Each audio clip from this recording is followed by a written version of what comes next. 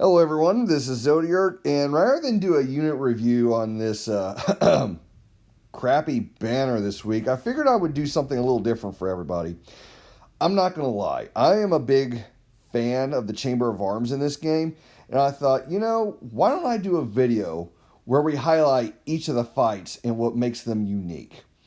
So I decided to do some research and pull some information together, pull up some pictures of old vids that I did. And I decided to do Chamber of Arms, a history and analysis of the fights.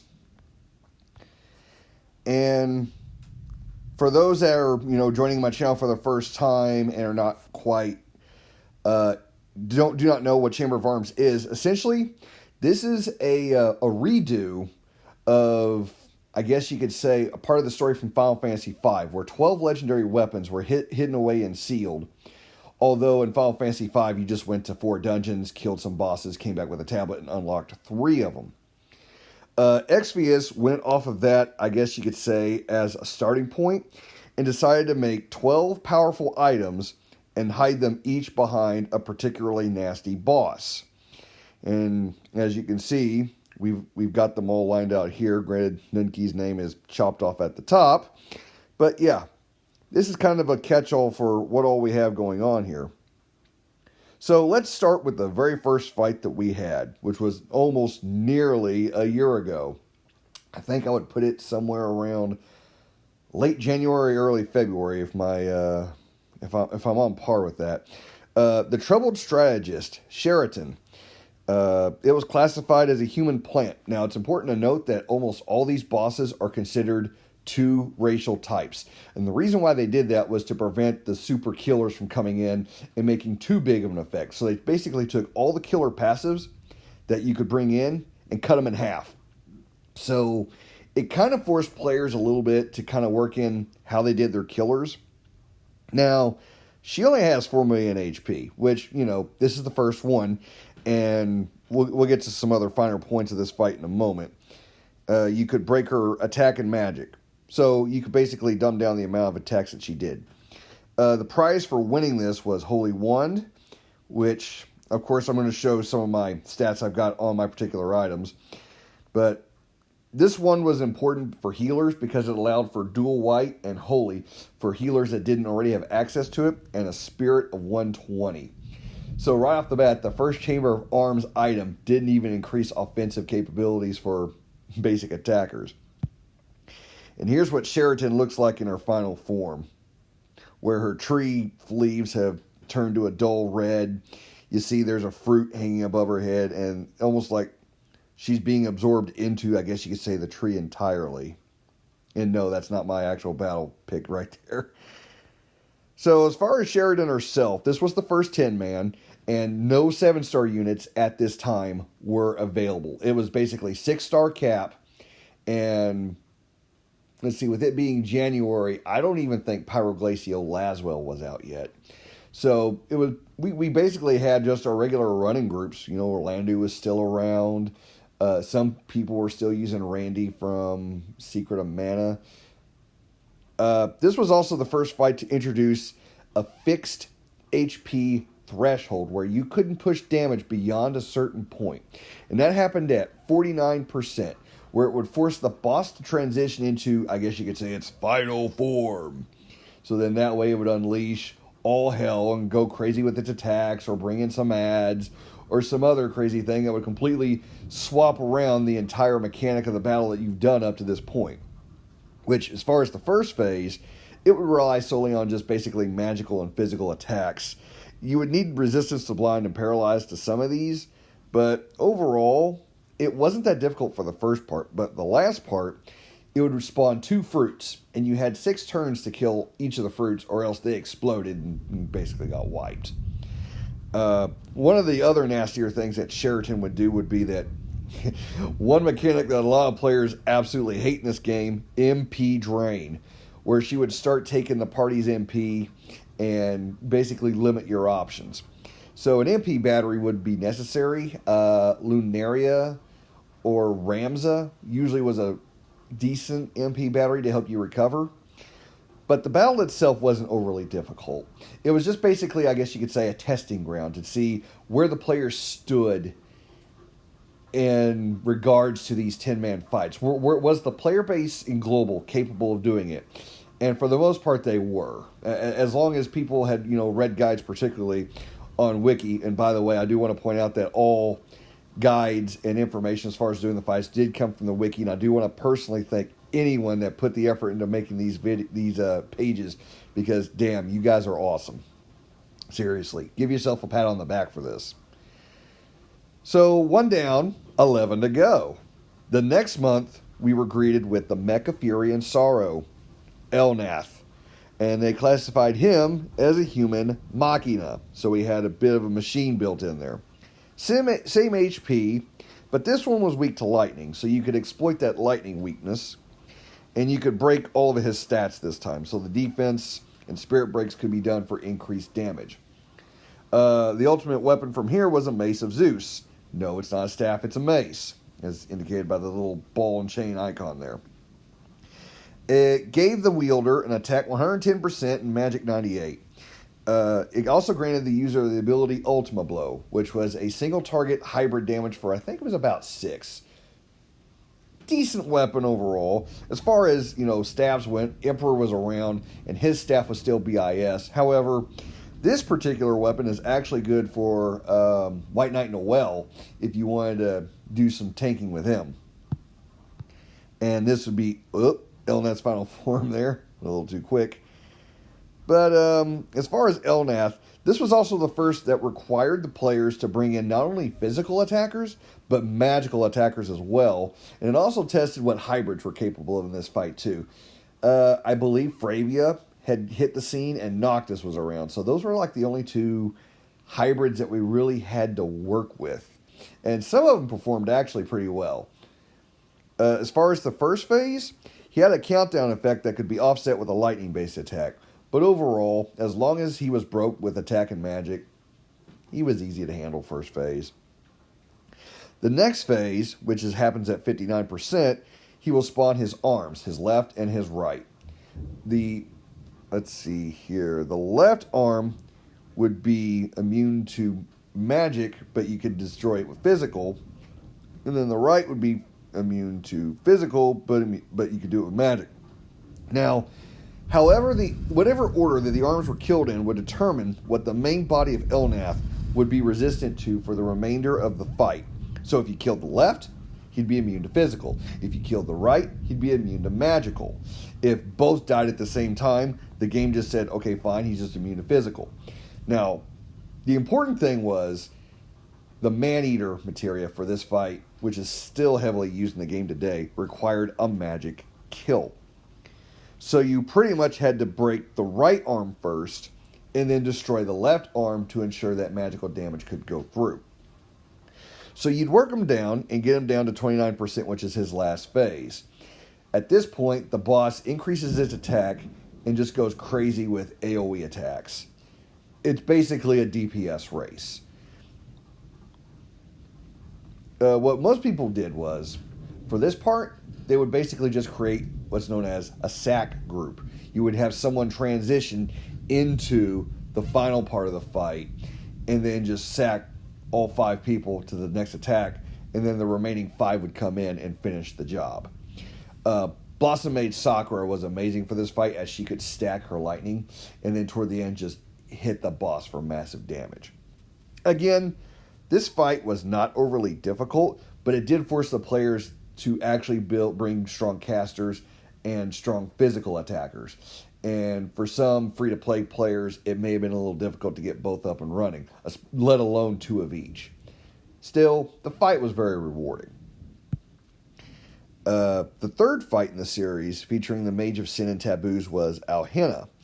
Again, another human type, but this time they threw in the Undead Reaper. Still had the same HP, 4 million, and you could only break his attack and magic again. The first form would be 50% resistant to magical attacks, but the final form would be completely resistant to physical, requiring casters to finish it off. So once again, you were required to bring in a mix. The price for this was a spear known as the Dragon's Whisker.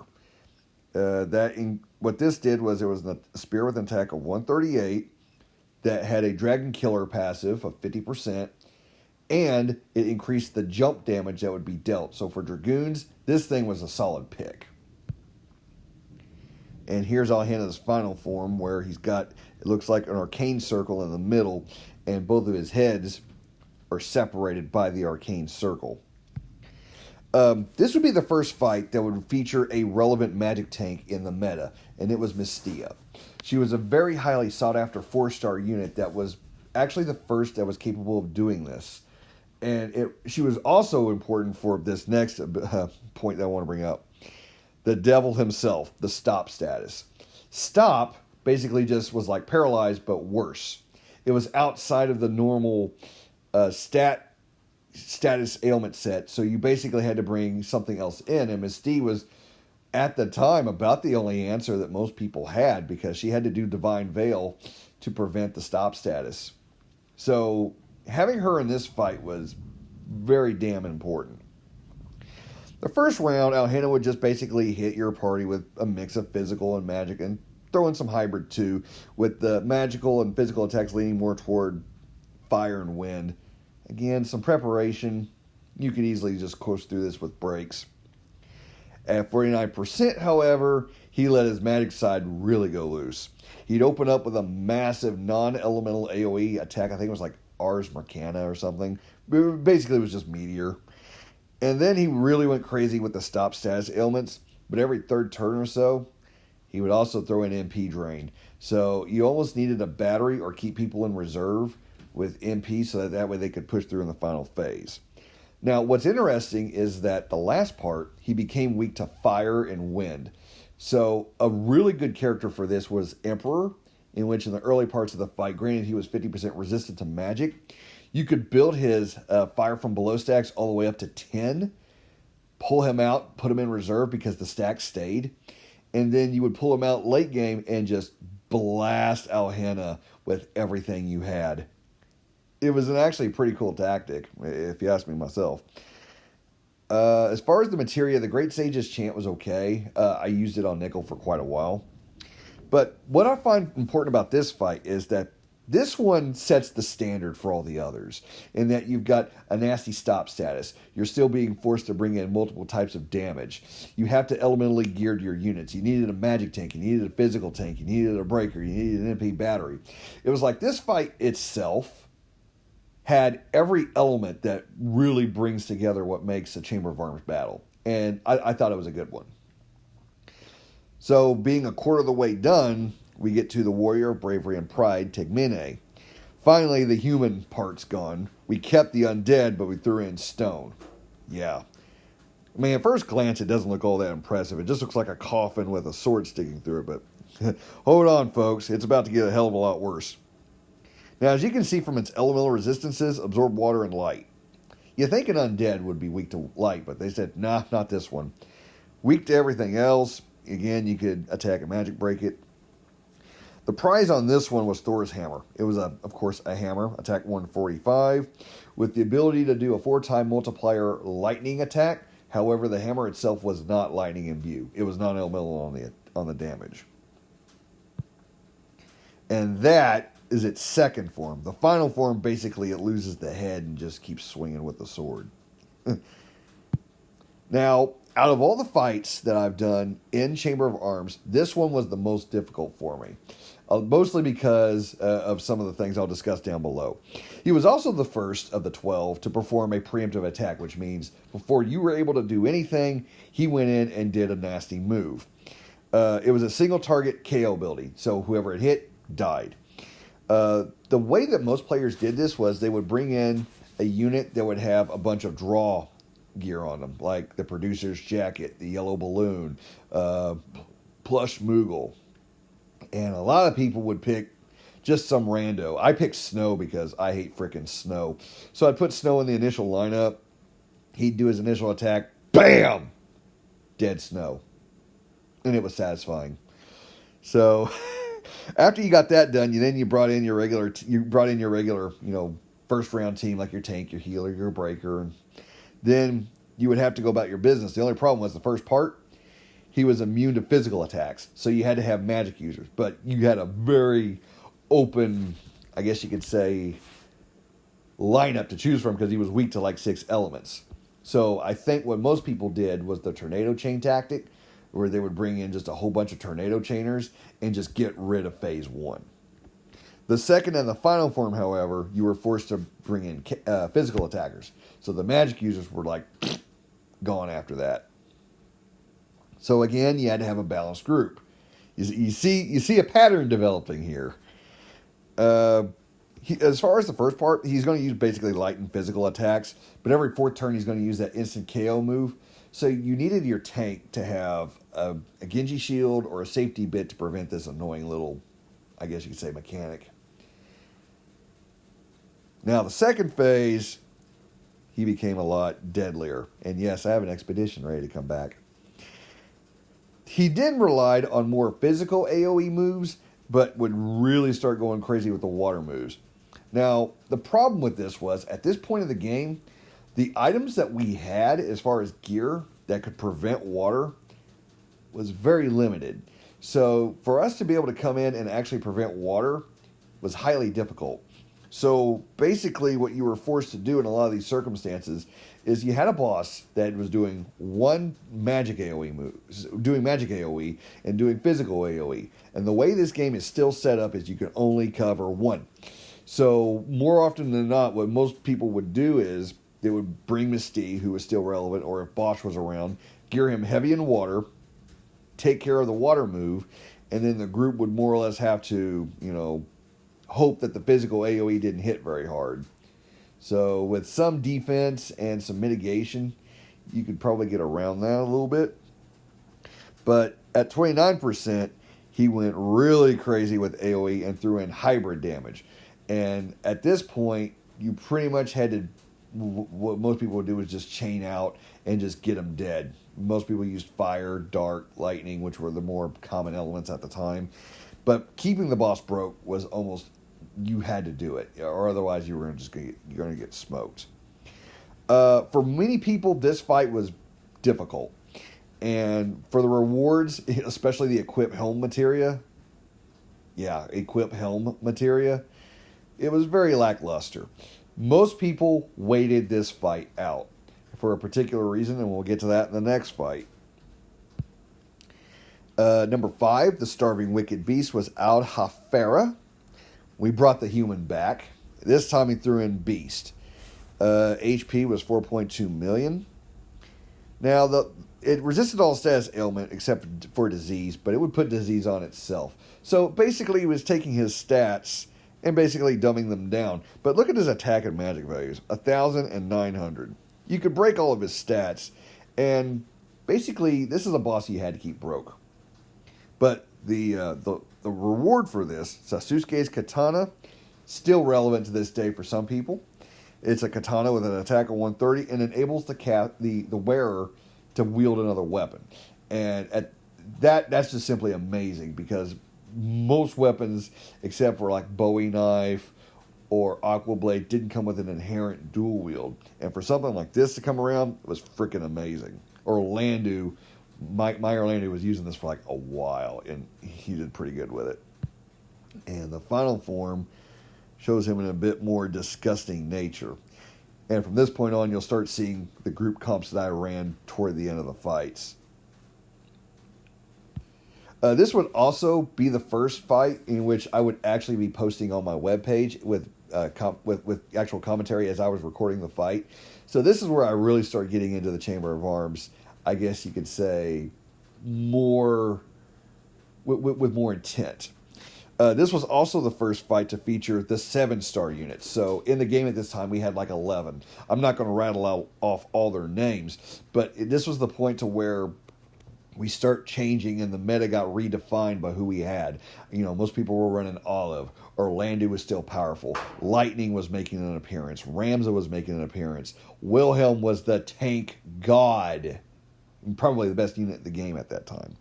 So a lot of times what many people would do is they would just push a little bit on the early part, build people's limit breaks, buff people's, bring them back out, swap them back and forth, and just let them sit in reserve as like a transition kill group for the 50%. This boss, much like Tegmine, had a preemptive attack that had unblockable damage, which is about the same as a KO. We did the same thing here. I strapped Snow with a whole bunch of attract gear. Hey Snow, go up, take the hit, pew, and dead Snow, and pulled him right back out. So, not a bad tactic. You just throw Snow under the bus again. Poor Snow. Now, this was also a fight that many people took advantage of 100% evasion builds. And I list Warrior of Light and Veritas of, well, that's supposed to say Earth, but most people, if they had Wilhelm at this point, superly geared with defense, could take the hits. The first phase, you basically just farm your limit breaks, your espers, your other win cons. Just get everybody ready on their limit break. Take your time. The boss wasn't that bad. Then once you decided to push, the boss would use different elemental attacks in his claws for the second part. But honestly, most people just ignore this for, just bring in a bombard group. Now, granted, his HP went all the way back to full at 4.2 million. For most 7-star units, this was, a slow Tuesday. And what I actually did was I came in with Olive, with Sparky, Lightning for 100% Lightning debuff. I bumped Olive's attack before she came in with Empowering Shot, filled up her limit break. Ramza debuffed the boss on defense break. Nickel came in, removed all the stat down debuffs, which is very important because the boss would debuff you every turn, and unless you had Nickel out there, you had no way to really remove these. And as far as prevention, you had Veritas of the Earth, which was okay, but most people usually didn't have him do that first turn. So you were usually stuck with the stats ailments. And then I just had Olive open up on the boss with a limit break. It was amazing. Now, again, this fight was not terribly hard since the 7-stars hit the scene. And again, after this fight was won, most people went back to Tegmine and just destroyed it. I mean, once you had, people at 7-star with elemental weapons, Tegmine offered little resistance. And then we come to number 6, the halfway point, the Peaceful Mage of Purity, Vendiametrix. And just the battle sprite on this one alone, I think, was one of the most impressive, where you had the main mage. It looks like you had an axe wielder, a warrior, a bowman, and I guess that's another mage with a cute little sheep. She was 300% light resistant. Oh, and by the way, she's a beast reaper, not human, despite the fact that, hey, that looks pretty damn human to me. You could break all of her stats, and the price for this one was the Assassin Dagger.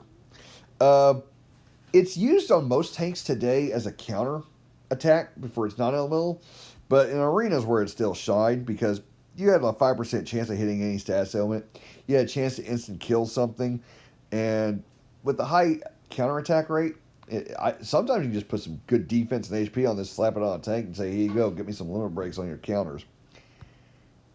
And the final form was this. Yeah. How do you like to fight something like that disgusting?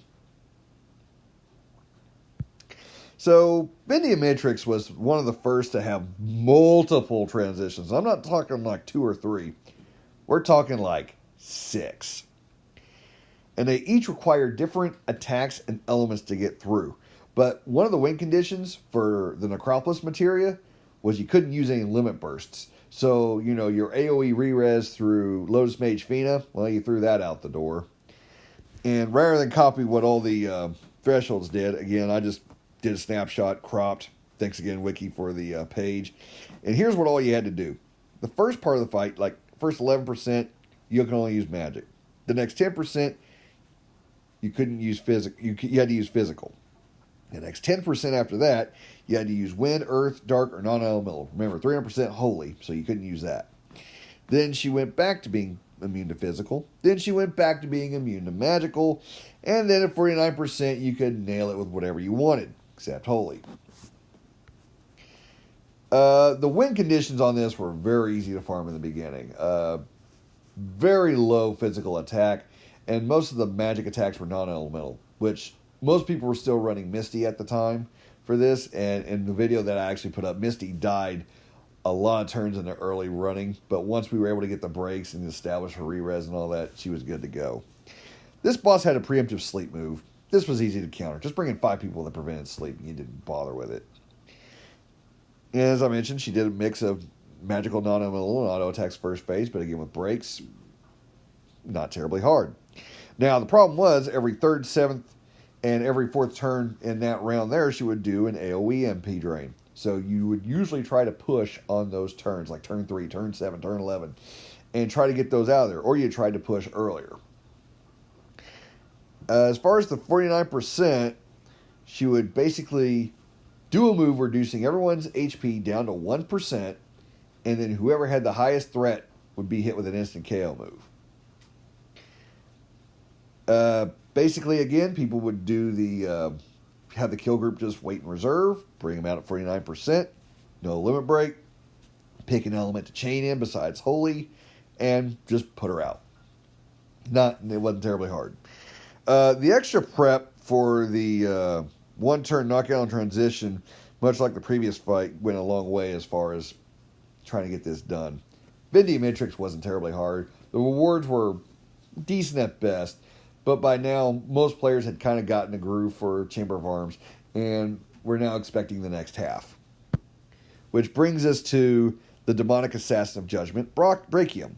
We now have a demonic human in the mix. He was 300% resistant to dark, so we went the other direction on the element on this guy, and again, you could break all of his stats. The prize for this one's the Royal Crown, which wasn't a weapon so much, but it was a hat accessory, really good for casters with the Magic 50 and Spirit 32. Not only that, the bearer was immune to confusion and increased limit break fill rate. It is still, in most people's inventories, the best in slot for their casters today. So this was a very highly sought after item when this came out. And here's his final form here, where the bottom, you can see Brachium is at the bottom, and the whole demonic possession has taken hold of him there at the top. Now, what made this fight annoying, well, we'll get to that in a moment. This one featured a certain meta-defining unit. Hyo made his first appearance in the Chamber of Arms in this fight, and he would appear in several others afterwards. Now, the preemptive attack that this boss did was an instant death move, but the real tricky thing about this one, you couldn't prevent it. Safety bit, Genji shield, forget it. Doesn't work. So you had to rely on re-res tactics or high snow, bam, dead snow. You can tell I hate snow a lot. Anyway, this boss would also put up illusions, which is similar to the dodge mechanic that we would have on our side. Now, if you brought in someone like Wilhelm, who was constantly taking hits, because the boss really relied on a lot on physical and physical AoE, Wilhelm would take all those hits and then just go on a counterattack spree and remove all the shadows. It was really a great way to get around it. Now, at 90% and 70%, Brachium would do a 99% HP damage fixed to the group and then dispel you. So any re-reses you had up, gone. So at this point, you had to top up the group, reapply re-reses, and get the boss back under control. Again, as long as you kept your rotation up and everything was going good, hey, I got another subscriber, you were good to go. But at 49%, he changed his stats. He would gain 100% resistance to all elements except fire, and then the group, your physical attackers, would be imbued with a dark elemental. Now remember, as I said earlier, he had a 300% dark resist. So essentially, if you had physical attackers at this point, he basically just said, you can't hit me. So what most people would do is they would bring in a caster and simply just transition with your physical attackers in reserve after the elemental imbue hits. A great unit for this fight was Emperor again, because in the early phases, you could begin to stack up your health from your fire from below. And since he was 7 now, if you had Montiasis Malice, you could double cast that. So he was, again, phenomenal for this fight. He would resist magic to some degree, 30% in his final phase. But again, with us being 7 stars, Emperor went through that like nothing. But if you didn't want to go the Emperor route, You just brought in people that could chain in the fire family with fire element. Just give them like Flame Blade Agni or anything that was fire based, Baynard, and you destroyed this boss in the final part. You didn't even worry about the last bit. But yeah, this would be the first fight that would force a transition with elemental imbues that would make some of these fights a lot harder in the future. Some of the 3-star Espers, I believe Leviathan and especially Alexander, would start using this as a tactic as well. So it kind of prepared players for this annoying little trend. Number 8 was the Insects of Guile and Deceit, Shala. This one would be an insect fairy. They kept the human out of this one. Now we're getting into much higher numbers, like HP of 8 million with an attack of 1,000, a magic 1,000, 1,100. It was weak to wind. You can only break attack and magic this time, but this was the real catch. Immune to non-elemental damage. You had to bring elements to this. You had to. You didn't have a choice. Wasn't too hard because there was a decent spread of elemental weapons and casters at this time. It's just that you couldn't rely on non-elemental damage at the end. Gaia Bell was the reward for this. It gave the bearer earth resistance 30%, chance on attack to paralyze, and it had a spirit value of 104. So it was decent. It's a one-handed weapon. Just, it's like a spirit stick. You just give it to somebody. And here's her final form where she goes full Mothra. Not bad looking, honestly. As I mentioned before, immune to non-elementals. But this boss relied on a lot of status ailments. Paralyzed, sleep, poison, petrification, disease. Essentially what you would do is you gave a ribbon to your primary group and just said, you know what? No. As far as the first phase, as long as you kept the boss, attack magic broke, had a decent physical tank, magic tank, boss really couldn't touch you. At 49%, she would charm an enemy, gain a 100% defense and spirit buff you could not dispel, but she was still weak to fire. Or she would gain a weakness to fire. So, again, I did the Emperor bit. I basically just started building stacks and just put her over with that. Now, you would use the same strat as Brachium, where you would basically transition with a caster, then bring in the kill group against the body, but she had another nasty little trait. When she transitioned to 49%, she gained a right and a left arm. But if you killed the main body, they still stayed out, which is kind of creepy, where you just had two arms just levitating in the air, much like a Guion if you did it that way too. The arms themselves were really not much of a threat. I mean, you could just work down the arms like nothing once the main body was out. This fight was comparatively easily. The rewards were decent enough. The materia was like, I think it was attack 30 with a sword and magic and extra damage against, insects and stuff. Wasn't bad. Very niche. Right around Thanksgiving, in fact, on actual Thanksgiving, we got this fight. The Dragon of Concealed Affection, Nunki. Now we're getting into the 10 million HP roster. Another human, but dragon. And notice the sprite. It actually has a shadow of a dragon at the bottom. And I thought this was actually one of the more brilliantly done sprites in the set. You could break all 4 stats. And the elemental resistance has changed by phase. We'll get to that in a moment. Price for this was Flame Whip. And for those that didn't want to test the first Marlboro fight or were simply just not getting around to doing it, the Flame Whip was a second strong option for a magically infused whip. Not only that, it had an attack value of 98 and was fire elemental. So if you were wanting to give someone a strong whip for even attacking, you could do that. Not that there's much out there. Not only that, it gave the wielder access to Faradja, which would be fire damage that could deal more damage on consecutive use. So you could slap it on Barbarikia and have her gain access to fire magic if you wanted. And the final form was a really massive dragon, of course. The elemental weaknesses were defined like this. On the first phase, it would be resistant to water, but weak to lightning. 89%, resistant to fire, weak to ice. Next one, earth, resist, wind, weak. Next one, wind resist, earth, weak. Then at 59%, it would be weak to ice, lightning, wind, and earth.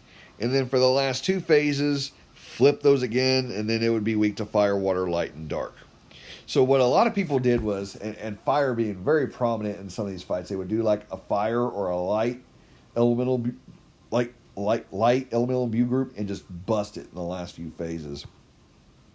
This was also the first fight to feature one of my favorite units currently in the game, Beryl. Amazing magic tank with countering healing abilities, capable of breaking, and not only that, you can do physical evasion builds with it. It's just a very spectacular unit, and personally one of my favorites. If you built your magic tank with 100 elemental resist across the board, you would do very well in this fight, and it used I think 5 different elements. So you could just sit back and just say, hey, I'm just going to cover that. Yeah, no damage. And then you just have the tank just block the physical attacks. You took the AoE physical, which was very minor damage. Very simple in the first phase. And as I mentioned before, you would just basically work your way down through Nun Key. Not too much to really go about. We would need to bring stop prevention right around the 59% threshold. And you would need to get past a little bit of his nasty stuff at the 49% transition to 29. But after that, Nun Key just went down very quickly, because with 300% weak to the 4 elements, no, it didn't last. What a lot of people would do is, since you had to have a limit break if in the fight, most people would just farm limit break crystals the first phase, bring them in the final phase at 29%, and just put it out of its misery. This is a fight where if you spent your time and prepared everybody, this fight was just easy. Getting into number 10, I believe, right around the Christmas season, we had the Ambulant Patriotic Hero Deba. The HP went down this time. He only had 9 million HP, and we'll get to that in a moment, why that happened. This one was another human undead, similar to Alhenna. He could absorb fire and dark, but was weak to ice and light. You could break all of his stats, and he was 99% resistant to non-elemental attacks, so you wanted to use elements, particularly ice and holy. Definitely holy for most people. The reward for this was a light imbued greatsword known as the Lightbringer, with an attack of 135, and you could actually counter with the holy ability, similar to anyone equipped with Ring of the Lucii. Mine still needs a little bit of work, because that defense 7 and HP 12, that was the best I got. His final form would be a massive suit of armor, but as you can see, he's got some friends. I hate these guys. Let's talk about them. The fight with Dayball isn't more about fighting Dayball, it's his minions. Yeah, the fight is featuring more of his minions than himself. As I mentioned before, 99% non-elemental resist, but you could really deal some damage with ice and light. The minions, however, were a different story. They could be damaged by non-elemental, but they were very elemental resistant. And let's get to these guys in a moment. These are the minions, and you fight four different types throughout the battle. We're going to focus on the first 2 here on the left. Cultist and Shaman. The Cultist was the physical attacker, but you could blind him, you could break his attack and magic, and you pretty much had to hit him with non-element attacks. The Shaman, or Shaman, however you prefer, was the caster. Don't worry about the blind, because he's going to use magic. And again, you can only break his attack and magic. Then you had the upgraded versions of these guys as the fight continued. The Cultist would be more powerful and would do more physical moves, but you could still blind him. And the Shaman during the last bit was probably the deadliest. Even it had 8 million HP. And you had Dayball, who was worked down to about 4.5 million at the time, and you still had to deal with a Cultist. Now, as far as Dayball, this fight, the Shaman is the most dangerous of the 2 minions. No matter what phase you're in, the Shaman needs to die as soon as possible. Kill it dead, kill it dead. The Cultist could be blinded, so if you wanted to prevent some of his physical attacks, that was the best way to do it. You would use your physical non-elemental attacks on the Shaman, and then you would want to use magic on the Cultist. Again, non-elemental. So Alterna, or you could use Yuna's summoning abilities with Veil 4, or you could use Blossom Mage Sakura's Rebel Intention. Quick Rebel Intention, I believe, was the name of the move. And you can get rid of the cultist very quickly. As far as the Shaman, you came in with a strong physical attacker with a non-elemental weapon. You just beat it. Now, this is what makes this fight crazy. Once the first set of ads is done, Dayball will do nothing.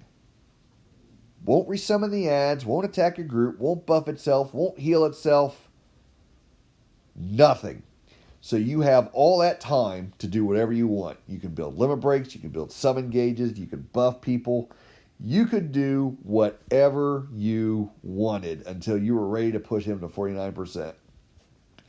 After that, battle on. But here's the thing. You wanted to bring in a caster and leave your physical attackers out because, again, this is a boss that once you hit 49% would transition with one of those nasty elemental imbues. So you wanted to keep your physical attackers out. Now, when it came to the second part of the fight, there was a one terrible condition you had to keep in mind. If Dayball died first and the Shaman was still out, the Shaman would enrage. It would essentially gain 300% to all of its stats, 99 resistant to all forms of damage, and would proceed to destroy the lot of you.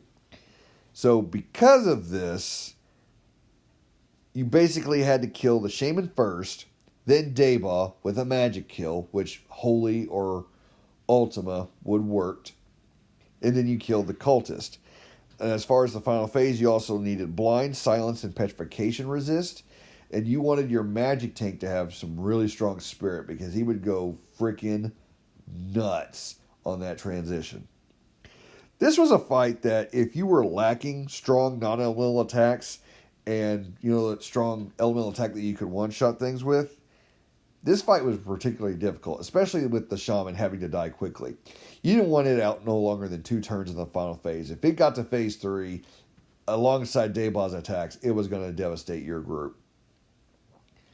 This was a fight that I thought was interesting and brought some degree of difficulty, but again, with the right preparation and the right group, you could win this out. On the previous month, we had, which would be January, so we'll say 2 months back now because we're in March. The champion of freedom and equality was Saldusud, if I even got that right. This was a bird demon.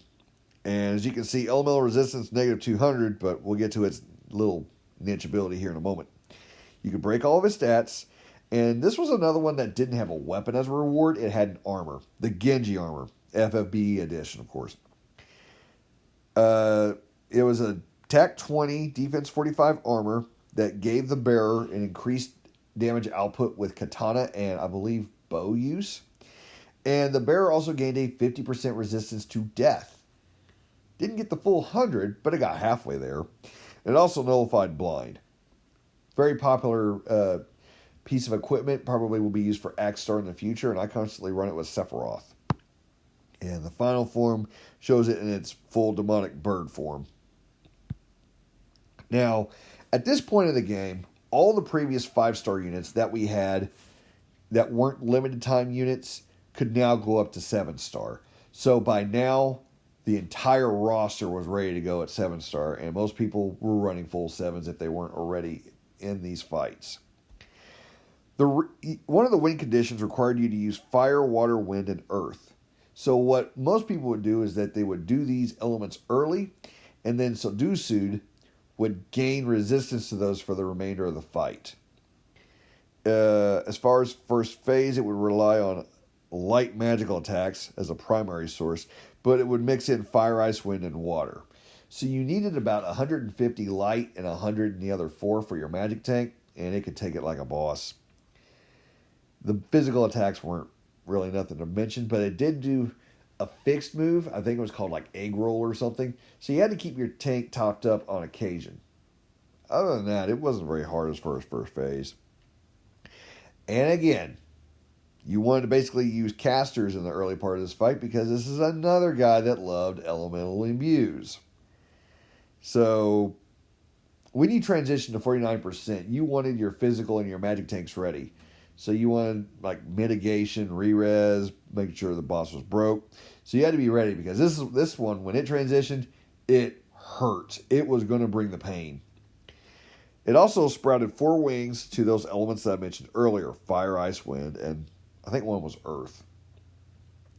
So anyway, the best way to handle this fight is turn 1, you build up a bunch of people's limit breaks if you needed them. Then you would disbuild Sudusud. You would use any of the other 4 elemental debuffs, like I think it would be in Earth, Light, Dark, and the other one escapes me for a moment, but you get the idea. I went in with a light-based group. I had Sephiroth do his limit break, so it was 100% light debuff. And then I essentially had Orlando do his break with his limit break for about 70%. And then I had Hyo and Blossom Mage Sakura chain their limit breaks. It was unbelievable. You were seeing 5 times element, like just chain, just go all over the board. It was wiped out immediately because you wanted to kill the wings and the boss all at once. And so you really had to rely on AoE limit break, and this thing would just get blasted out of the water. So again, you'd use the first phase to basically get yourself ready, but keep your physical attackers in reserve so they didn't get that nasty elemental imbue, and you got the win on this. Last week, we had this guy come out, the Guardian of Shadow and Despair, Alfurg. This guy was a water-based stone creature. Interesting. 17 million HP. This guy was a fortress. You could only break his attack in magic, so definitely still remaining a fortress. He was 50% to non-elemental damage. He could absorb water. He was 50% resistant to earth and dark, and later on would become 200% resistant to fire, lightning, and light. So the only 2 elements that were safe in this was ice and wind. The prize for this is Ragnarok, a regular sword with an attack of 145, gave the wielder 50% ice resist and a 20% magic evasion. And folks, magic evasion does not stack. The game will only count your highest instance of it. So you can't build a 100% magic resist tank. The game would be too broke if we did. As you can see, no Chamber of Arms, no stats on it through the item world yet. Still waiting on that, but I expect Sword to come out in this next run. And here was the final form of Alfurg, where it went full-blown, it looks like eel. Just ugly eel. Ew. This was a boss that if you brought physical attackers, it would counter with, I think it was Guardian of Darkness, which would hit the physical, and it ignored cover. So for most people, you just brought in casters and ignored this little bit. And you basically wanted ice and wind. Barbaricia and I think Medina were some of the best for this fight. Those were the ones I used in some of my previous runs. Phase 1 would basically just do these quarrel moves where it would imbue your group with fire, light, lightning, and it would just sit back and just try to destroy you with water and wind, magical based moves. So as long as your magic tank had like 150 water, 100 wind, you didn't get touched with that. And it would always do a physical AoE. So what some people would do is they would use like Wadao, Princess Sarah, or Jiraiya, which is a really good pick for this, and just do the AoE, dodge move. So you'd have a physical tank that could do a single target provoke and a magic tank. Or if you had White Knight Noel or Merc Ramza, you would build them that way to where they had the 150 water, the 100 wind, and then you just basically had them do single target provoke and magic cover, and you basically killed 2 birds with 1 stone with that setup. Now, it wasn't too hard as far as the final phase, getting to the final phase, but what made this boss really annoying was at the 90, the 70, and every turn that was a multiple of 5, 10, 15, 20, you get the idea, it would mitigate 99% of all of its damage. So what most people would do is if you were casting like Raging Wind or Raging Ice, depending on who you were using to maintain stacks, you just cast it through and just get the stacks up. So that way when its mitigation went down, you continued to blast the living crap out of it. Once you did get to 49%, you did need stop prevention because he would do hydraulics, and you didn't want your group stopped. He would also become a lot more dangerous with the water AoE and attacks, but again, as long as your magic tank was covered to prevent this, you were fine. As I mentioned before, Medina with Raging Eyes triple cast is just ridiculous for this fight. At 29%, it would do a physical AoE with a magic AoE mix.